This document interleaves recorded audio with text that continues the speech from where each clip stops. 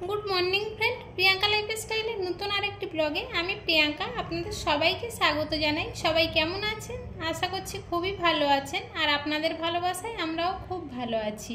আজকের এখন বাজে সকাল 5:30টা আর এখন থেকেই ব্লগটা শুরু করছি। তবে পুরো ব্লগটা প্লিজ স্কিপ না করে দেখবেন, আশা করছি খুবই ভালো লাগবে। যারা আমার ডেইলি ব্লগ দেখেন তারা তো জানেন গতকাল রাতে আমাদের 12টা 20 সময় ট্রেনটা এখানে নামিয়েছে, তাই তো আমরা আর রুমে যেতে পারিনি, এই স্টেশনেই ছিলাম। তবে প্রচণ্ড ঠান্ডা এই সকালবেলায়, রাত্রেও প্রচণ্ড ঠান্ডা ছিল। আর আমরা এখান থেকে তাড়াতাড়ি বের হয়ে পড়েছি, কারণ যত বেলা হবে গাড়ি ঘোড়ার জ্যাম হয়ে যাবে আর এই লাগেজ নিয়ে যাওয়াটা খুব টাফ হয়ে যাবে। আর এখানের অটোওয়ালাগুলো ভীষণ বদমাইশ, এক বলে আপনার কাছ থেকে আর এক রেট নেয়। একবার ওদের অটোতে তুলতে পারলেই হয়, মানে বাঙালি মানুষ দেখলে ওরা তাদেরকে কিভাবে ব্রেন ওয়াশ করতে হবে সেটা ওরা খুবই ভালো মতো জানে। কিন্তু কোনো উপায় নেই, এখান থেকে বাস তো যাবে না, ওই অটোতে ওঠা ছাড়া কোনো উপায় আর নেই।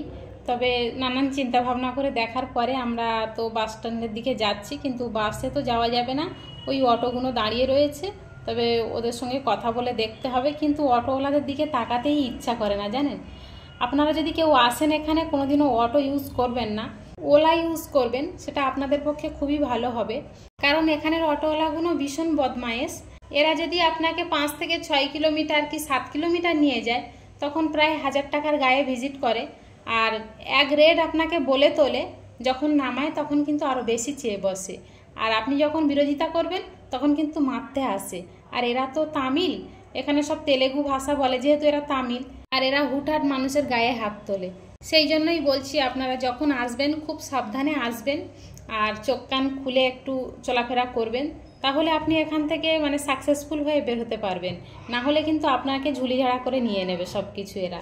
যাই হোক, আপনাদের সাথে গল্পে গল্পে অনেকটা পথ তো এগিয়ে চলে এসেছি, আর এখন সূর্যের আলো ঠিকমতো দেখা যাচ্ছে না, আর রাস্তাঘাট একটু ফাঁকা ফাঁকাই রয়েছে। তবে এইদিকে আমার একটা জিনিস খুবই ভালো লাগে, কি জানেন, রাস্তার দুপাশে খুব বড় বড় গাছ থাকে আর গাছে ফলগুলো ওইভাবেই ধরে থাকে, কেউ পেড়েও খায় না। পাখিরা ঠুকরিয়ে ঠুকরিয়ে খায়, আবার গাছের তলায় ওইভাবে পড়ে থাকে। আবার কিছু কিছু কাঁঠাল গাছের গায়ে দেখা যায় কাঁঠাল পেকে কাঁঠাল গাছের গায়ে বেঁধে রয়েছে।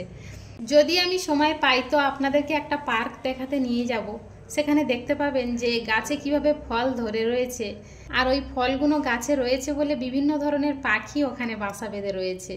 আর ফলগুলো অ্যাকচুয়ালি পারে না পাখি পক্ষের বাসা করার জন্যই। আর একটু আগে বলছিলাম না মেট্রো, ওই যে আমাদের মাথার উপর দিয়ে ওই যে লাইন যাচ্ছে ওইটা হচ্ছে মেট্রোর লাইন। তবে আমরা এখানে নামবো না, এত সকালে এখনও মেট্রো চালু হয়নি, সেই জন্য আমরা আর এখানে নামলাম না। যেখানে আমরা রুম ভাড়া নেব সেখানে সরাসরি পৌঁছাবো। তবে রাস্তার দুপাশে একটু খেয়াল করে দেখলে বুঝতে পারবেন যে বড় বড় শপিং মলগুলো রয়েছে, এদের যে জিনিসগুলো রয়েছে তা তো আমাদের ধরাছোঁয়ার বাইরে। তবে আমি গতবারে গিয়েছিলাম তো জানি, একটা গাডার দাম করেছিলাম তো 299 টাকা দাম বলেছিল।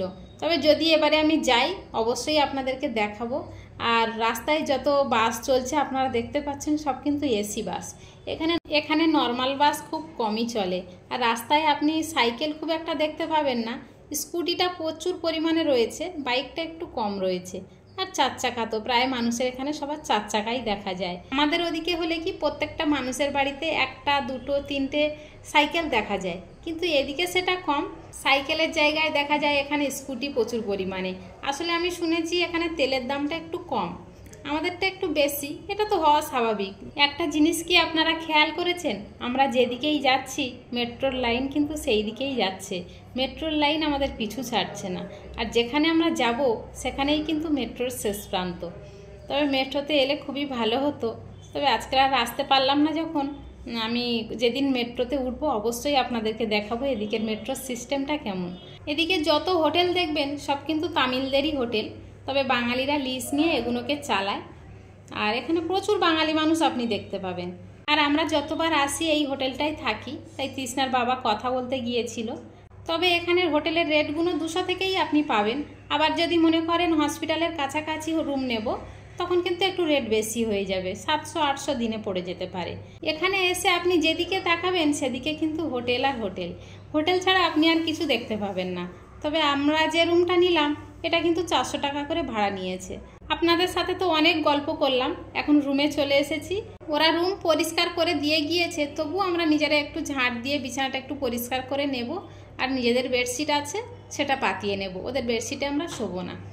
আর তৃষ্ণার বাবা এখন ব্যাগ খুলতে পারছে না, মানে নাম্বারিং লক করেছে সেটা আর খুলতে পারছে না, তাই দুই বাপ বেটি মিলে খুব চেষ্টা করছে। আমি বারবার বলেছিলাম যে ওইভাবে লক করো না, পরে কিন্তু সমস্যা হয়ে যাবে। সেই শেষ পর্যন্ত খুলতেই পারলো না, ওটা ভাঙতে হলো। এখন আমি স্নান করে এসে বিছানা মাদুর পরিষ্কার করে পেতে রেখে রান্না করতে গিয়েছিলাম। ডাল আর আলু সিদ্ধ ভাত করেছি, বাড়ি থেকে ডালটা নিয়ে এসেছি, আর আলুটা তৃষ্ণার বাবা এখান থেকে আসার পথে নিয়ে এসেছিল। দুপুর টাইমে ডাল আলু সিদ্ধ দিয়ে খেয়ে সবাই একটু ঘুমিয়ে নেব, তারপরে বিকালের দিকে বাজারের দিকে যাব। তাহলে চলুন আজকের ব্লগটা এখানেই শেষ করছি। দেখা হচ্ছে খুব শীঘ্রই নতুন আরেকটি ব্লগের সাথে। ততক্ষণ পর্যন্ত সবাই ভালো থাকবেন, সুস্থ থাকবেন, সাবধানে থাকবেন। আর ব্লগটা কেমন হলো অবশ্যই কমেন্টে জানাবেন। ভালো লাগলে একটা লাইক করে দেবেন। সবাই ভালো থাকবেন, সুস্থ থাকবেন, সাবধানে থাকবেন।